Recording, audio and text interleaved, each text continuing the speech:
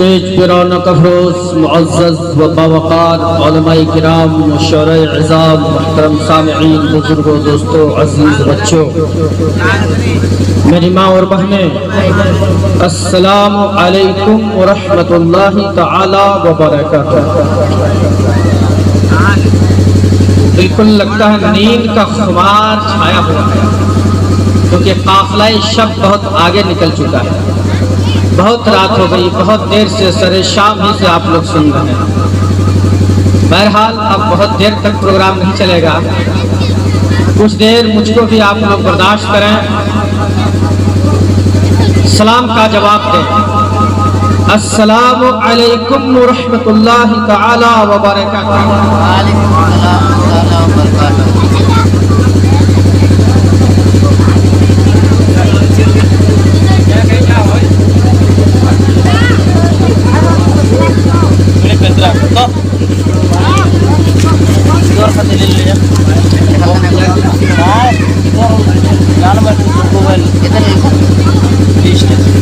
حضرات،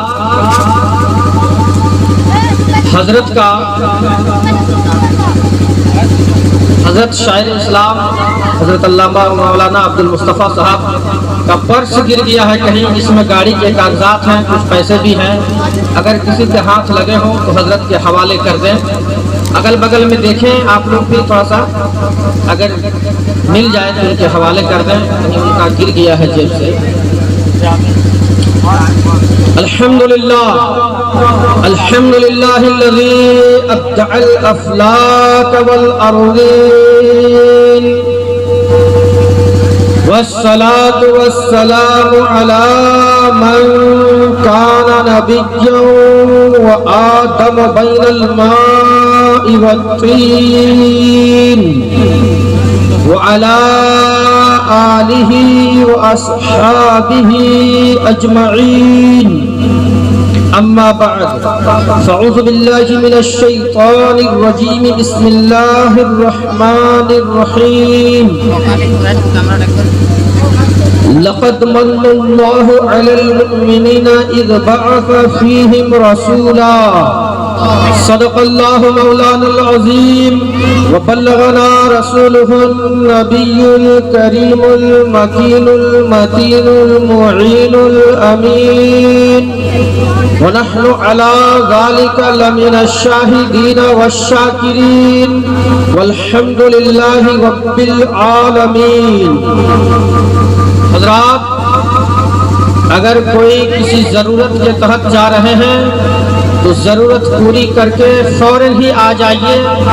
اب گھنٹوں خطاب نہیں ہوگا، بہت دیر تک پروگرام نہیں ہوگا، بس 20 سے 25 منٹ اور آپ برداشت کریں۔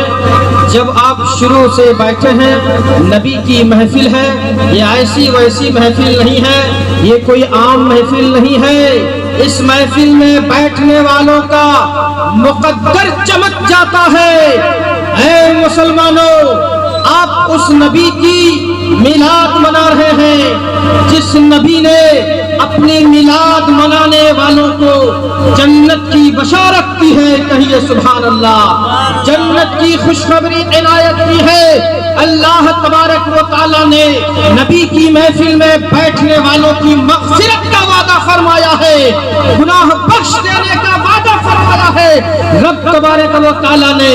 اس لیے اور چند منٹ اختتام تک، اس لیے کہ اس طرح کی محفل میں جہاں نبی کی محفل سجتی ہے وہاں صرف انسان نہیں بیٹھتے بلکہ اللہ تعالیٰ کے مقدس فرشتے نازل ہوتے ہیں، اور وہ فرشتے اس وقت تک موجود ہوتے ہیں جب تک کہ محفل کا اختتام نہ ہو جائے، جب تک کہ پروگرام ختم نہ ہو جائے، جب تک کہ میلاد شریف ختم نہ ہو جائے، اس وقت تک مقدس فرشتے بھی موجود ہوا کرتے ہے اور جب محفل کا اختتام ہو جاتا ہے یہ فرشتے اللہ کی بارگاہ میں پہنچتے ہیں. اللہ تبارک و تعالیٰ فرماتا ہے اے فرشتوں بتاؤ تم کہاں سے آئے ہو.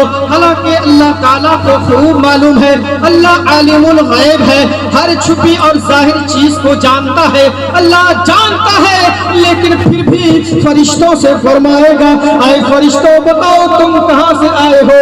فرشتے عرض کریں گے پروردگار عالم ہم اس گاؤں سے آئے ہیں, ہم اس محلہ سے آئے ہیں جہاں تیرے بندے, تیرے چاہنے والے بندے, تیرے محبوب سے محبت کرنے والے بندے تیرے نبی کی محفل سجائے ہوئے تھے, میلاد رسول منا رہے تھے, تیری حمد و ثنا بیان کر رہے تھے, تیرے نبی پر درود و سلام کی ڈالیاں پیش کر رہے تھے. جب فرشتے اتنا عرض کریں گے پروردگار عالم فرمائے گا اے فرشتوں تم گواہ رہ جاؤ, تم گواہ بن جاؤ, ہم نے ایسی محفل میں بیٹھنے والوں کی مغفرت کا وعدہ فرما لیا. سبحان اللہ. اس لیے میں نوجوان لوگوں سے گزارش کروں گا جتنے لوگ یہاں ہیں تھوڑا سا آگے بڑھ جائیے, اکٹھا ہو جائیے, سمٹ جائیے. نبی کی محفل ہے, ادب کا تقاضا ہے, ادب کی جگہ ہے, مؤدب بن کر کے بیٹھیے, سنجیدگی کا ماحول بنا کر بیٹھیے. چند منٹوں میں آپ کے درمیان قیمتی سے قیمتی باتیں رکھنے کی کوشش کروں گا, لہذا آپ چند ہی صحیح, کم ہے مگر کم ہونا چاہیے, آپ عقیدت و محبت کا اظہار کریں. ارے ایسی محفل میں بیٹھے ہیں جس محفل میں بیٹھنے سے ہمیں جنت کا پروانہ عطا کیا گیا ہے, جس محفل میں بیٹھنے والوں کے لیے رب تبارک و تعالیٰ اس کی مغفرت کا وعدہ فرما رہا ہے. اس سے بڑھ کر اور خوش نصیبی کی بات کیا ہو سکتی ہے. ہم نبی کی آمد کا جشن مناتے ہیں, کیوں نہ منائیں, اس لیے کہ نبی کی آمد کا جشن کو پوری کائنات نے منایا ہے. نثار تیری چہل پہل پر ہزاروں عید ربیع الاول, نثار تیری چہل پہل پر ہزاروں عید ربیع الاول, سوائے ابلیس کے جہاں میں سبھی تو خوشیاں منا رہے ہیں, سوائے ابلیس کے جہاں میں سبھی تو خوشیاں منا رہے ہیں. ہم نبی کی خوشی کیوں نہ منائے, نبی کے صدقے میں تو اللہ نے پوری کائنات کو بنایا ہے, پوری کائنات کو بنایا ہے, ہم کو اور آپ کو پیدا کیا ہے. ہم سانس لے رہے ہیں تو یہ میرے نبی کا صدقہ ہے, ہم کھا پی رہے ہیں تو یہ میرے نبی کا صدقہ ہے. یقیناً میرے نبی کے صدقے ہی میں اللہ نے ساری کچھ بنایا ہے. اس نبی کی ذکر کی محفل ہے, میلاد رسول کی محفل میں آپ بیٹھے ہیں, اس لیے آپ کو یہ نہیں, بہت دیر تک میں تقریر نہیں کروں گا, میں کوشش کروں گا کم سے کم وقت میں قیمتی سے قیمتی بات پیش کروں. آئیے سب سے پہلے نبی اور آل نبی کی بارگاہ ناز میں ہدیہ درود و سلام پیش کریں.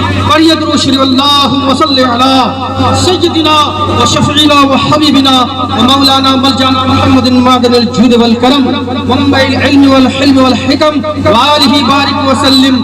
صلو علیہ وصلاۃ وسلام علیک یا رسول اللہ یا حبیب اللہ صلی اللہ تعالی علیہ وسلم. بلا تمہید و تاخیر میں موضوع کی طرف آتا ہوں. قرآن مقدس و فرقان حمید کی میں نے ایک آیت کریمہ تلاوت کی ہے. لقد من اللہ علی المؤمنین اذ بعث فیہم رسولا. اللہ تبارک و تعالی نے قرآن مقدس کے اندر ارشاد فرمایا, بے شک اللہ تبارک و تعالی نے مومنوں پر بڑا احسان کیا کہ انہیں اپنا عظمت والا رسول دے دیا. کہیے سبحان اللہ. اللہ نے بڑا احسان کیا کہ ہمیں اپنا عظمت والا رسول ہمارے درمیان بھیج دیا. اے مسلمانوں, 3-4 پوائنٹ, 3-4 نقطے بغور سماعت کریں.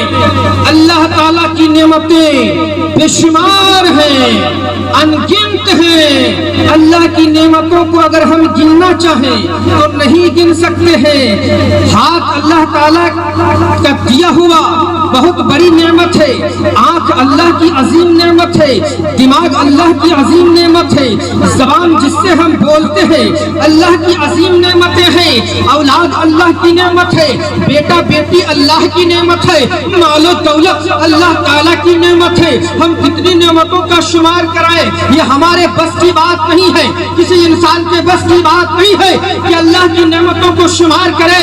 یار میں یہ نہیں کہتا، قرآن مقدس اعلان کرتا ہے وَإِن تَعُدُّوا نِعْمَتَ اللَّهِ لَا تُحْصُوهَا، اگر تم اللہ تعالیٰ کی نعمتوں کو شمار کرنا چاہو، گننا چاہو تو نہیں گن سکتے ہو۔ اے مسلمانوں، اللہ کی نعمتیں بے شمار ہیں، لیکن اللہ تعالیٰ نے دوسری نعمتوں پر احسان نہیں جتلایا۔ اگر احسان جتلایا تو صرف اور صرف محمد رسول اللہ پر احسان جتلایا، دوسری نعمتوں پر احسان نہیں جتلایا۔ اللہ کی بہت ساری نعمتیں ہیں، آخر صرف نبی پر احسان کیوں جتلایا؟ اس کی کئی وجہ ہیں، میں کوشش کروں گا کہ 2-3 حکمت میں آپ کے درمیان پیش کروں، 2-3 وجہیں، 2-3 باتیں میں آپ کے درمیان رکھنے کی کوشش کروں گا کہ آخر اللہ نے ساری نعمتوں پر احسان کو نہیں جتلایا، صرف محمد رسول اللہ صلی اللہ علیہ وسلم پر احسان جتلایا ہے۔ اور پھر اللہ تعالیٰ کی نعمتیں بے شمار ہیں، اور وہ بے شمار نعمتیں آپس میں ممتاز ہیں۔ غور سے سماعت کریں، توجہ ہے نا، مزاج میں ہے، سننے کا مزاج ہے نا، تب سنیے، انشاءاللہ العزیز آپ کا دل پاک پاک ہو جائے گا، آپ کا دل منور و مجلہ و مصفح ہو جائے گا۔ اللہ کی نعمتیں بے شمار ہیں، ساری نعمتیں آپس میں الگ الگ ہیں، ایک دوسرے سے ملتی جلتی نہیں ہے، آپس میں امتیاز رکھتا ہے، آپس میں فرق رکھتا ہے، آپس میں ایک دوسرے سے فرق رکھتا ہے، ایک نعمت دوسرے نعمت سے ملتی جلتی نہیں ہے۔ مثال کے طور پر اللہ تبارک و تعالیٰ نے انسان کو پیدا کیا، نہ جانے کروڑہ کروڑ کتنا انسان ہے، انسان کو بھی آپ نہیں گن سکتے ہیں۔ ایک انسان دوسرے انسان کے شبیہ نہیں ہے، ایک انسان دوسرے انسان سے ملتا جلتا نہیں ہے، ایک انسان دوسرے انسان کا برابر نہیں ہے۔ پھر انسان کے اندر ہی انگلیاں ہیں، یہ 5 انگلیاں لیجئے، یہ انگلیاں آپس میں برابر نہیں ہے، یہ انگلیاں بھی تو اللہ کی نعمت ہے، یہ انگلیاں آپس میں برابر نہیں ہے۔ ایک انسان کی انگلی دوسرے انسان کی انگلی کے برابر نہیں ہے، ایک انسان کا انگوٹھا دوسرے انسان کے انگوٹھا کے برابر نہیں، مماثل نہیں، ایک جیسا نہیں۔ ایک انگوٹھے کی ریکھائیں دوسرے انسان کے انگوٹھے کی ریکھاؤں سے الگ تھلگ ہے، الگ تھلگ ہوتا ہے کہ نہیں ہوتا ہے؟ اسی لیے تو ٹھیکہ لگایا جاتا ہے بہت سارے دفاتر میں، آفس میں، بہت ساری جگہوں میں، جہاں پر آپ سگنیچر کرتے ہیں، سگنیچر کے ساتھ ساتھ کبھی کبھی ٹھیکہ بھی لگایا جاتا ہے، تھمب امپریشن کرایا جاتا ہے، انگوٹھے کا نشان لگایا جاتا ہے۔ انگوٹھے کا نشان کیوں لگایا جاتا ہے؟ معلوم ہے کہ اس لیے کہ دستخط سگنیچر کی نقل کوئی کر سکتا ہے، ہماری دستخط کی نقل آپ کر سکتے ہیں، میری سگنیچر کی نقل کوئی دوسرا چاہے تو کر سکتا ہے، لیکن قدرت کا دیا ہوا انگوٹھا اور انگوٹھے کے اندر جو اللہ تبارک و تعالیٰ نے ریکھائیں کھینچی ہے، اللہ تعالیٰ کی کھینچی ہوئی ریکھاؤں کی کوئی بھی مائی کا لال نقل نہیں کر سکتا ہے، کوئی بھی نقل نہیں کر سکتا ہے۔ اس لیے تھمب امپریشن لگایا جاتا ہے، انگوٹھے کا نشان لگایا جاتا ہے، تاکہ کوئی فراڈ نہ ہو، تاکہ کوئی جعلی کام نہ کیا جائے، بلکہ جس کے حق میں وہ کام کیا جا رہا ہے اسی کا انگوٹھا لگے، تاکہ کوئی فراڈی نہ ہو۔ پتہ یہ چلا ایک انگلی دوسرے انسان کی انگلی کے برابر نہیں، انگوٹھے کی ریکھائیں، ہاتھ کی ریکھائیں، انگلی کی ریکھائیں جو اللہ تعالیٰ نے کھینچی ہے دوسرے انسان کی ریکھاؤں کے برابر نہیں۔ تو جب ایک انسان دوسرے انسان کے برابر نہیں، انسان کی انگلیاں آپس میں برابر نہیں، یہاں تک کہ درختوں کو لیجئے، شجر و حجر کو لیجئے، درخت میں اتنے سارے پتے ہیں، بہت سارے درختوں کو ملائیے، ایک درخت کا پتا دوسرے درخت کے پتوں سے نہیں ملے گا، ایک درخت کا पत्ता दूसरे दरख्त के पत्तों से नहीं मिलेगा। तो ऐ मुसलमानों सुनो, जब दुनिया में इतने इंसान हैं, एक इंसान दूसरे इंसान के बराबर नहीं, एक इंसान दूसरे इंसान के मिस्ल नहीं, इंसान की उंगलियां आपस में बराबर नहीं, एक गाछ का पत्ता, एक पेड़ का पत्ता दूसरे पेड़ के पत्ता के बराबर नहीं। तो मैं पूछना चाहता हूँ उससे जो नबी के हम जैसा बशर होने का दावा ठोकते हैं कि जब इंसान आपस में बराबर नहीं, उंगलियां बराबर नहीं, उंगलियों की रेखाएं बराबर नहीं, दरख्त के पत्ते बराबर नहीं, तुम मेरे नबी जैसा कहां से लाओगे? मेरे नबी का जैसा बशर कहां से लाओगे? अल्लाह ताला की नेमतें बेशुमार हैं, हम गिन नहीं सकते हैं। सारी नेमतें आपस में फर्क रखती है, इम्तियाज रखती है। एक नेमत दूसरे नेमत के बराबर नहीं है। इंसान ही बराबर नहीं, इंसान की उंगलियां दूसरे इंसान की उंगलियों के बराबर नहीं। तो मेरे नबी हम जैसा बशर कैसे हो सकता है? कैसे हो सकता है? हो सकता है? नहीं हो सकता, कभी नहीं हो सकता है। अल्लाह तबारक व तआला ने मेरे नबी को हम जैसा बशर नहीं बनाया है, बल्कि नूरी बशर बनाया है, नूरी बशर बनाया है। मैं हिकमतों की तरफ चलता हूँ कि अल्लाह तबारक व तआला ने हमें बेशुमार नेमतें अता फरमाया है, लेकिन दूसरी नेमतों पर एहसान नहीं जतलाया। एहसान सिर्फ मोहम्मद रसूलुल्लाह सल्लल्लाहु अलैहि वसल्लम पर जतलाया। आखिर वजह क्या है? ऐ मुसलमानों, इसकी एक मुख्तसर हिकमत यह है कि अल्लाह तबारक व तआला ने हमें अपना महबूब क्या दिया है? बोलिए, अल्लाह ने हमें अपना महबूब अता कर दिया। जनाब मोहम्मद रसूलुल्लाह सल्लल्लाहु ताला अलैहि वसल्लम अल्लाह के महबूब हैं, अल्लाह के महबूब हैं, और रब ने हमें अपना महबूब दे दिया।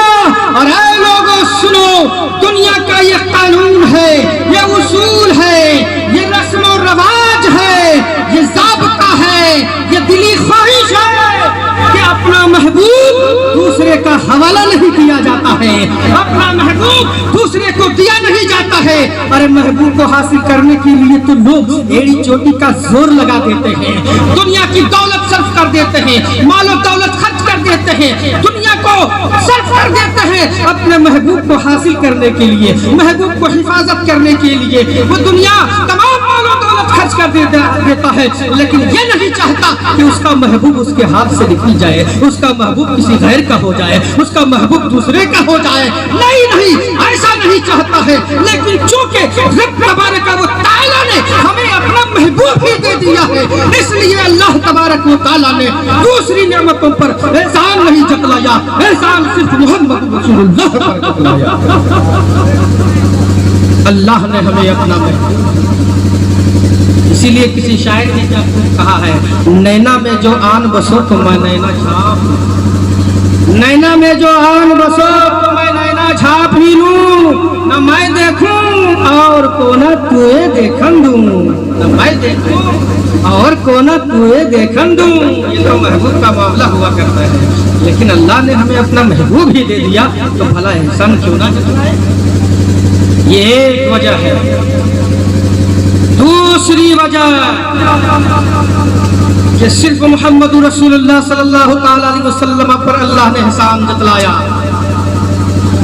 दूसरी वजह यह है कि मेरे नबी, कायनात के नबी, रहमतुल लिल आलमीन जनाब मोहम्मद रसूलुल्लाह सल्लल्लाहु ताला अलैहि वसल्लम तमाम नेमतों की असल है, तमाम नेमतों की मंबा है, तमाम नेमतों में सबसे बड़ी नेमत उज़्मा है। उसी नेमत उज़्मा के सदक़े में तो अल्लाह तबारक व तआला ने सारी कायनात को बनाया है, बाकी तमाम नेमतों को बनाया है। अल्लाह ताला खुद फरमाता है, हदीस कुदसी है, लौला का लमा खलक़तुल अफ़लाक। ऐ महबूब, अगर तुम्हें बनाना मकसद ना होता, तुम्हें पैदा करना मकसद ना होता, तो मैं आसमानों को पैदा ना करता। लौला का लमा खलक़तुल अर्ज़ीन। ऐ महबूब, तुम्हें बनाना मकसद ना होता तो मैं जमीनों को पैदा न करता। यहाँ तक के रब फरमाता है, लौला का लमा अज़हरतुर रबूबिय्या। ऐ मेरे महबूब, अगर तुम्हें पैदा करना मकसद न होता तो मैं अपने रब होने का भी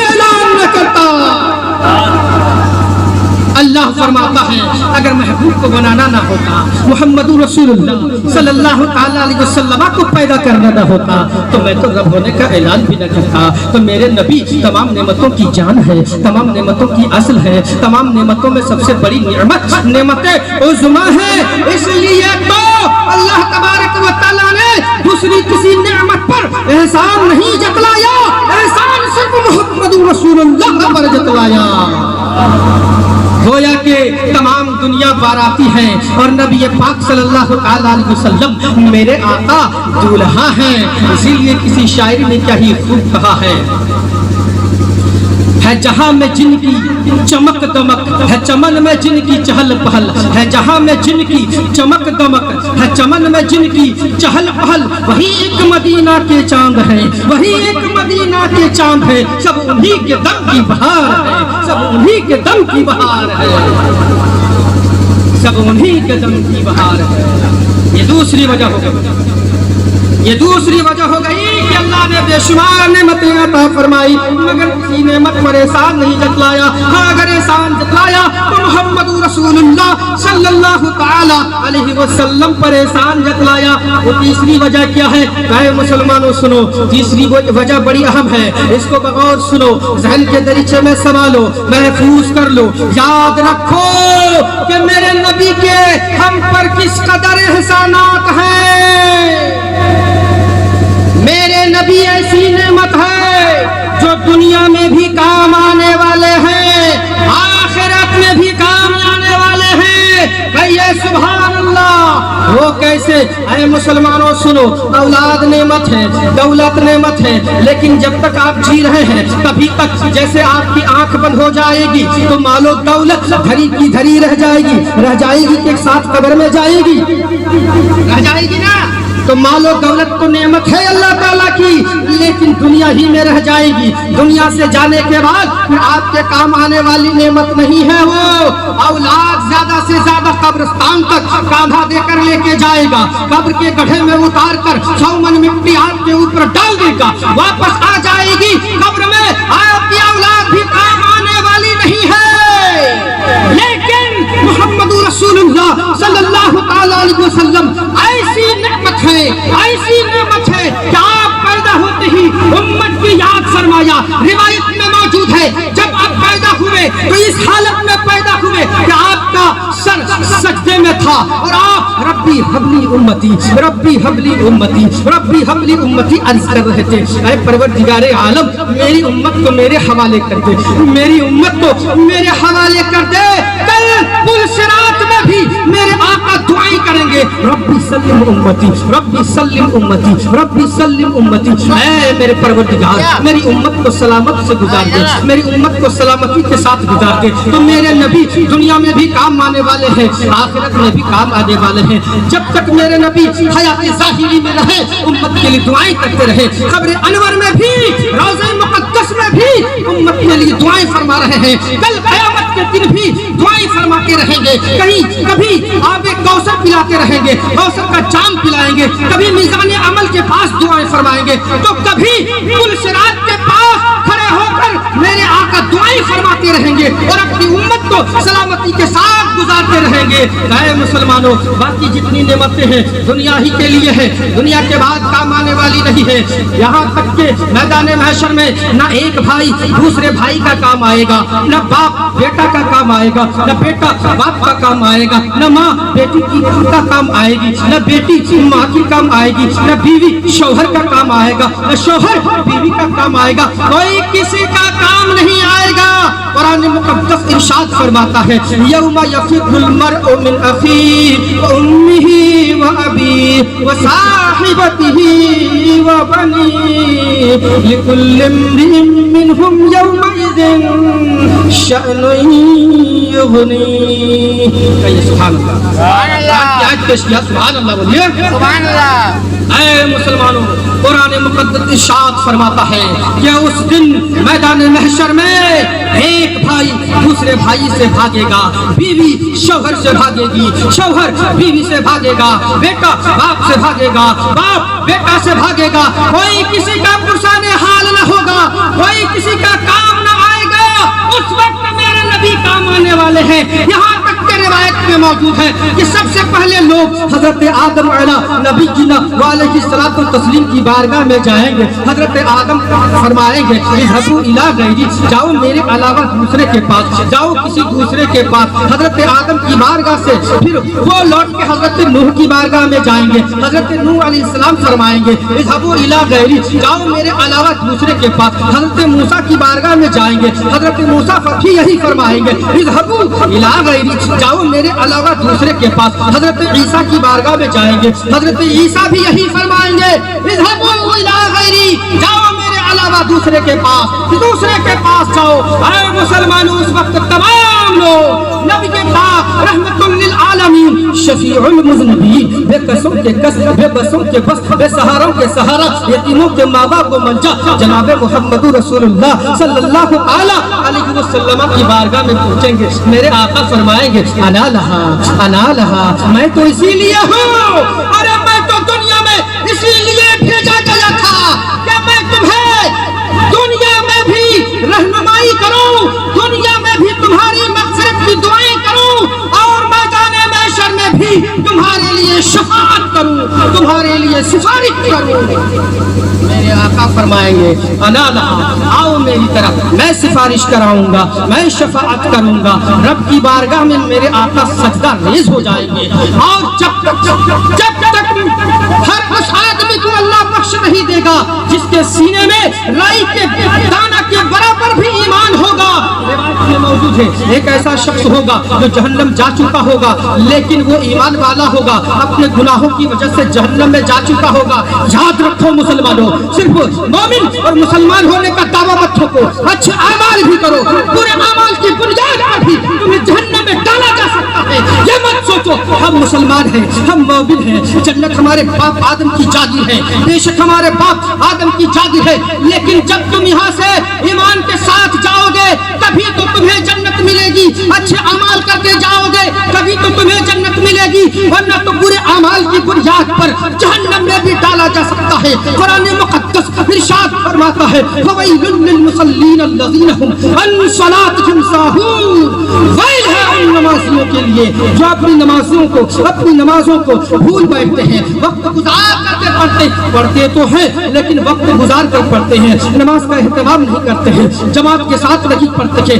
ایسوں کے لیے ویل فرمایا گیا ہے. جہنم کے طبقہ کا نام ویل ہے. ویل جہنم کا ایسا طبقہ ہے جس کی سختی سے خود جہنم بھی پناہ پاتا ہے. اللہ اکبر, ان کے لیے جہنم کا سزا سنائی گئی ہے اور ویل کا دردناک عذاب سنایا گیا ہے. جو نماز تو پڑھتے ہیں, کبھی پڑھتے ہیں کبھی نہیں پڑھتے ہیں, نماز کا اہتمام نہیں کرتے ہیں, وقت پر نہیں پڑھتے ہیں, وقت گزار کر پڑھتے ہیں, ان کے لیے اتنا دردناک عذاب ہے. تو اے مسلمانوں سنو, وہ سینے سے نماز پڑھتے ہی نہیں ہیں, ان کے عذاب کا عالم کیا ہوگا, ان کے عذاب کتنا دردناک ہوگا.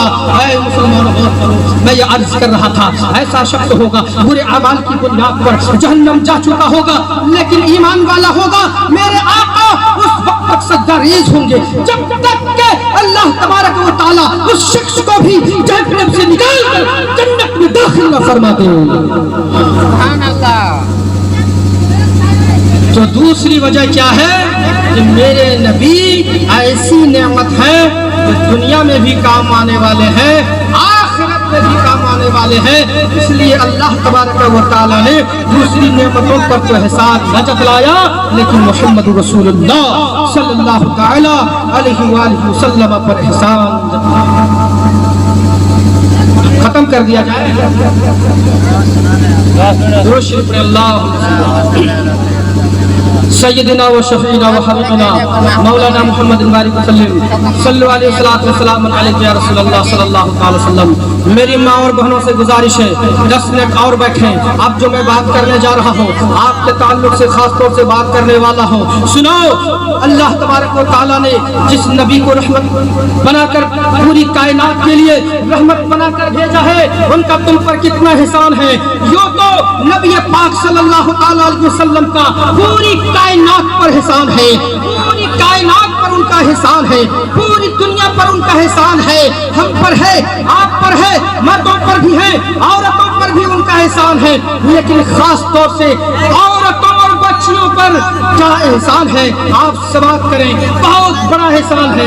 اس لیے کہ مسلمانوں، جب میرے آقا دنیا میں تشریف نہیں لائے تھے اس وقت عورتوں کا حال یہ تھا کہ عورتوں کے لیے سماج میں کوئی عزت نہیں تھی، معاشرے میں کوئی عزت نہیں تھی، عورتوں کو صرف اور صرف استعمال کیا جاتا تھا، انہیں کوئی درجہ نہیں دیا جاتا تھا، ان کا کوئی احترام نہیں تھا، اور جہالت تو اس درجہ تھی کہ گورے اور کالے میں بھی فرق کیا جاتا تھا، کالا آدمی کو اہمیت نہیں دی جاتی تھی، گورے آدمی کو اہمیت دی جاتی تھی، غریب کو اہمیت نہیں دی جاتی تھی، امیر دولت مند مالدار آدمی کو اہمیت دی جاتی تھی۔ عورتوں کا شوہر انتقال ہو جاتا تھا، اس عورت کی یہ درگت ہوتی تھی کہ پہاڑ کی چوٹی پر لے جا کر، بعض علاقوں میں ہندوستان میں تو ستی پرتا کا رسم تھا، شوہر کے ساتھ بیوی کو جلا دیا جاتا تھا، لیکن عرب کے بعض علاقوں میں اور دوسرے ممالک میں یہ رسم تھی کہ اگر عورت کا شوہر انتقال کر جاتا تھا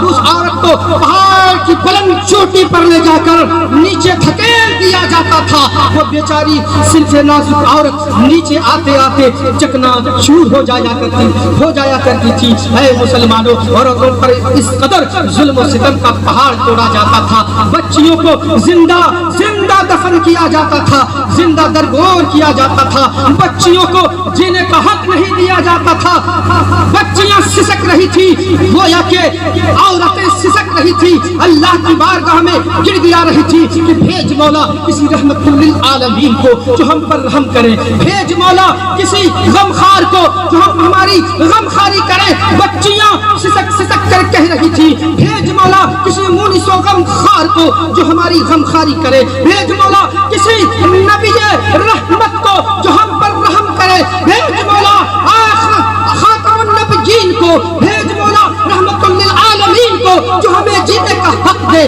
آخرکار کفر پر مشیت کو جلال آ ہی گیا، آخرکار ایک دن کفر پر مشیت کو جلال آ ہی گیا، میرے آقا کی ولادت کا سوال آ ہی گیا۔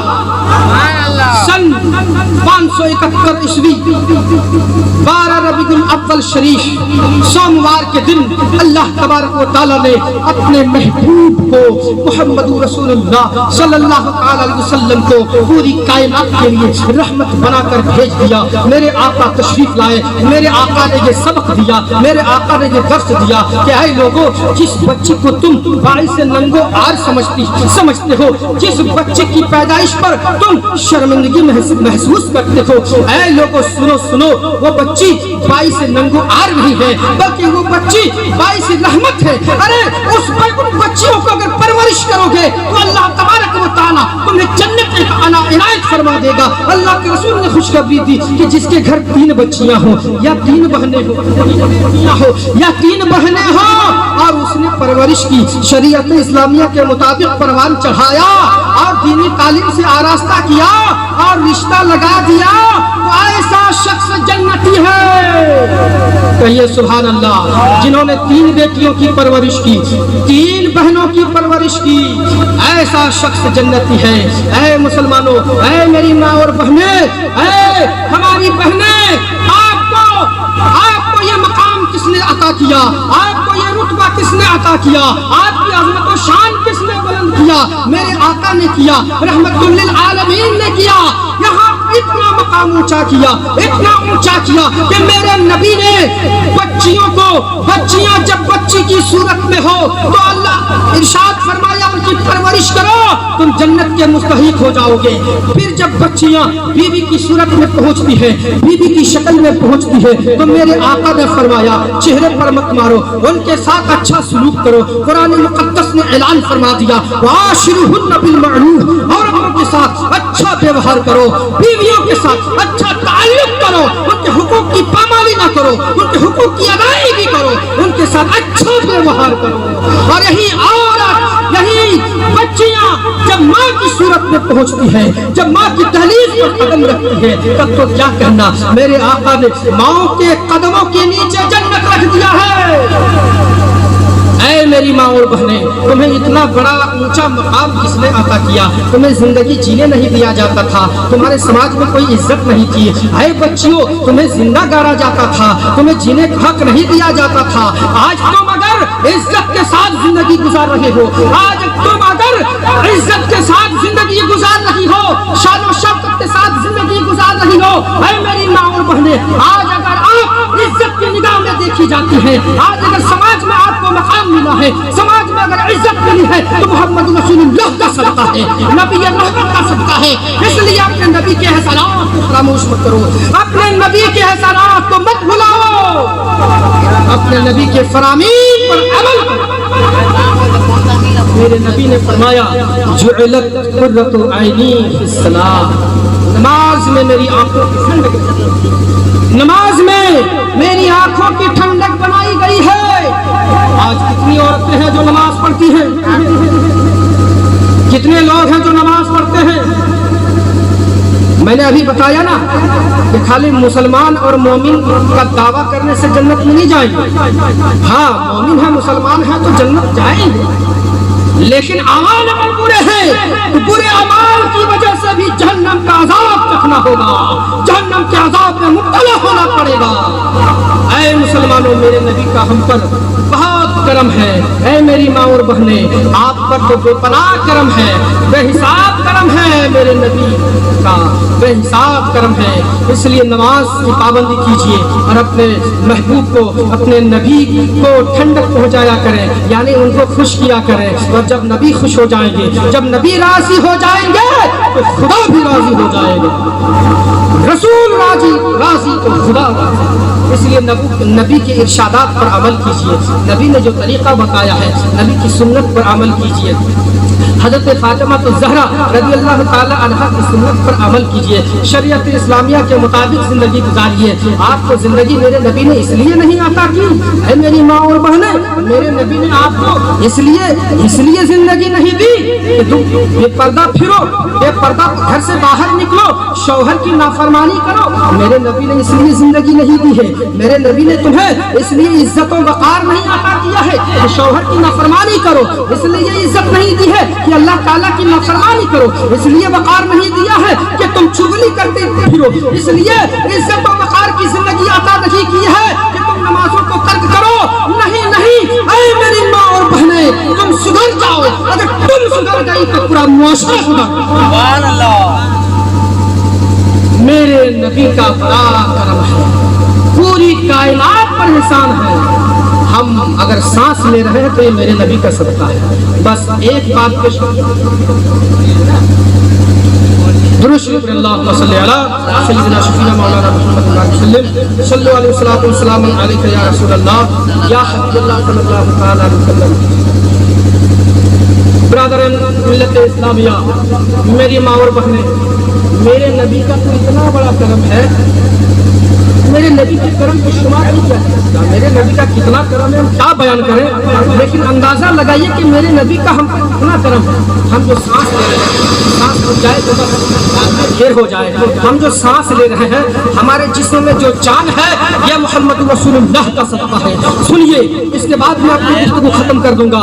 جب حضرت آدم علی نبی گینا علیہ الصلوۃ والتسلیم کا خاکی پتلا تیار کیا گیا، مٹی کا ڈھانچہ تیار کیا گیا، اس کے بعد اس میں روح پھونکی، روح ڈالی گئی، جیسے ہی روح ڈالی جاتی ہے روح باہر آ جاتی ہے، پھر روح ڈالی جاتی ہے روح باہر آ جاتی ہے۔ کہا گیا، فرمایا گیا کہ آخر کیا وجہ ہے کہ تم اندر ٹھہرتی نہیں ہے، باہر نکل جاتی ہے، روح عرض کرتی ہے پروردگار عالم بڑی تاریکی ہے، اس خاکی ڈھانچہ کے اندر بڑا اندھیرا ہے، بڑی تاریکی ہے، اتنی تاریکی میں رہا نہیں جا سکتا ہے۔ اس وقت اللہ تبارک و تعالیٰ کے حکم سے نور محمدی صلی اللہ تعالیٰ علیہ وسلم کو، جس کو کہ اللہ تبارک و تعالیٰ نے پوری کائنات سے پہلے اپنے نور سے بنایا ہے، پوری کائنات سے پہلے، زمین سے پہلے، آسمان سے پہلے، شجر و حجر سے پہلے، شمس و قمر سے پہلے، پوری کائنات سے پہلے اللہ نے اپنے نور سے اپنے محبوب کے نور کو بنایا۔ اس نور محمدی کو آدم علیہ نبی کی نا علیہ الصلوۃ والتسلیم کے خاکی پتلے کی پیشانی میں رکھا گیا، آدم کی پیشانی میں رکھا گیا۔ اب آدم علیہ अलैहिस्सलाम का पुतला रोशन हो गया। अब रूह उसमें डाली जाती है तो रूह रुक जाती है, रूह ठहर जाती है, अब रूह बाहर नहीं निकल आती है, अब रूह बाहर नहीं निकलती है। ऐ मुसलमानों, जब से नूरे मुहम्मदी को रखा रूह ठहर गई। आदम अलैहिस्सलाम के अंदर, खाकी पुतले के अंदर जान पड़ गई। उसी आदम से पूरी आदमीयत है, उसी एक आदम से तमाम इंसान पैदा हुए हैं। तमाम इंसानों के बाप हजरत आदम है। पता ये चला आदम ना होता तो कोई आदमीयत ना होती, आदम ना होता कोई इंसान नहीं होता। और आदम का वजूद नबी पाक के सदक़े में है, नूरे मुहम्मदी के सदक़े में है। इसलिए कि नूरे मुहम्मदी अगर न डालते रूह कायम ना रहती, खाकी पुतले के अंदर रूह नहीं ठहरती। नूरे मुहम्मदी के सदक़े में रूह खाकी पुतले के अंदर इस्तक़रार पा गई और ठहर गई और उसी आदम से पूरी आदमीयत है। पता चला आज हमारे जिस्म में भी अगर जान है तो ये मेरे नबी की रहमत का सदका है, ये मोहम्मद रसूलुल्लाह सल्लल्लाहु अलैहि वसल्लम का सदका है, नूरे मुहम्मदी का सदका है। ऐ मुसलमानों, आज हम जिंदगी गुजार रहे हैं, एक एक सांस ले रहे हैं, एक एक सांस मेरे नबी का सदका है, एक एक सांस मेरे नबी की रहमत का सदका है। इसलिए हम अपने नबी की रहमत को न भुलाएं, जो पैदा होते ही हमें याद किया और अब भी याद कर रहे हैं, मैदान महशर में भी याद करेंगे। ऐसे नबी को भला कैसे भुलाया जा सकता है? हरगिज़ नहीं भुलाया जा सकता है। यही वजह है मुसलमानों के इस दुनिया में तो हजरत आदम आला नबीना अलैहिस्सलातु तस्लीम से लेकर हजरत हुजूर पुरनूर जनाब मोहम्मद रसूलुल्लाह सल्लल्लाहु अलैहि वसल्लम तक कम बेश 1,24,000 अंबिया किराम तशरीफ लाए, लेकिन किसी की मिलाद हम नहीं मनाते हैं। अगर मिलाद मनाते हैं तो सिर्फ मोहम्मद रसूलुल्लाह की मिलाद मनाते हैं। इसलिए कि मेरे नबी की मिलाद की शान ही अनोखी है। मेरे नबी जैसी मिलाद किसी दूसरे नबी की मिलाद नहीं है। मेरे नबी जैसी पैदाइश किसी दूसरे नबी की पैदाइश इस तरह से नहीं है। मेरे नबी पैदा होते ही सजदे में गिर गए, उम्मत को याद फरमाया, पूरी हयात ज़ाहिर में याद फरमाया, अब भी याद फरमा रहे हैं, कल क़यामत में भी याद फरमाएंगे। इसलिए हम अपने नबी की रहमत को हमें नहीं भुलाना चाहिए। बारगाह के मौका पर उनकी आमद का जश्न मनाना चाहिए और घरों को सजाना चाहिए, मोहल्लों को सजाना चाहिए, जुलूस निकालना चाहिए। जुलूस तो फरिश्तों की सुन्नत है, फरिश्ते जुलूस लेके आए थे नबी की आमद पर। कुछ लोग कहते हैं एक बार, कुछ लोग कहते हैं कि झंडियाँ लगाना ये सबसे बहुत फजूल खर्ची होती है। ऐ मुसलमानों सुनो, ये फजूल खर्ची नहीं है, बल्कि कुरान और हदीस के आयन मुताबिक है, अल्लाह के फरमान के मुताबिक है। अल्लाह तबारक व तआला कुरान मुक़द्दस में इरशाद फरमाता है, कुल बिफज़लिल्लाहि व बिरहमतिही फबिज़ालिका फलयफ़रहू हुवा खैरुम मिम्मा यजमऊन। अल्लाह फरमाता है, यही महबूब तुम फरमा दो कि अल्लाह की फज़ल और अल्लाह की रहमत पर खुशियाँ मनाओ। अब मैं पूछना चाहता हूँ कि मेरे नबी से बढ़कर अल्लाह का फज़ल और क्या हो सकता है? और क्या हो सकता है? मेरे नबी से बढ़कर अल्लाह की रहमत और क्या हो सकती है? इसलिए हम नबी की आमद की खुशियाँ मनाते हैं और उनके नाम झंडियाँ लगाते हैं, जुलूस निकालते हैं। और इनमें जो पैसे है, जो रुपया पैसा खर्च होता है, जो आप देते हैं 10, 20, 100, 50, 500, 1000, और जो वक्त ही सर्व करते हैं, ये वक्त सर्व करना और ये रुपया पैसा खर्चा करना उन पैसों से बेहतर है जिसको आप बैंक बैलेंस करते हैं। नबी की खुशी में जो खर्च करते हो ये उन पैसों से बेहतर है जिसको तुम अपने पास जमा रखते हो, बैंक बैलेंस रखते हो, घर की तिजोरी में रखते हो। उन पैसों से बेहतर है कि नबी की खुशी में तुम पैसों को खर्च करते हो। और उन वक्तों से बेहतर है जिन वक्तों में तुम कोई दूसरा काम करो, चाहे नवाफिल इबादत ही क्यों करो, इससे भी बेहतर है इतना वक्त तुम नबी के जुलूस में लगा दो, नबी की खुशियाँ मनाने में लगा दो, नबी की मिलाद मनाने में लगा दो। अल्लाह तबारक व तआला की बारगाह में दुआ है, अल्लाह तबारक व तआला کار ہی کے صدقے ہم سب کو بخش دے۔ اللہ تبارک و تعالی ہمیں حسن اعمال کی توفیق رفیق عطا فرمائے۔ جب تک ہم زندگی گزارے مولا شریعت اسلامیہ کے مطابق ہمیں زندگی گزارنے کی توفیق عطا فرما، اور جب ہمارا خاتمہ ہو تو خاتمہ بالخیر ہو، حالت ایمان میں موت نصیب فرما۔ آمین ثم آمین۔ وآخر دعوانا ان الحمد للہ رب العالمین، واستغفر اللہ ربی من کل ذنب واتوب الیہ۔ اشہد ان لا الہ الا اللہ واشہد ان محمدا عبدہ ورسولہ۔ السلام علیکم ورحمۃ اللہ۔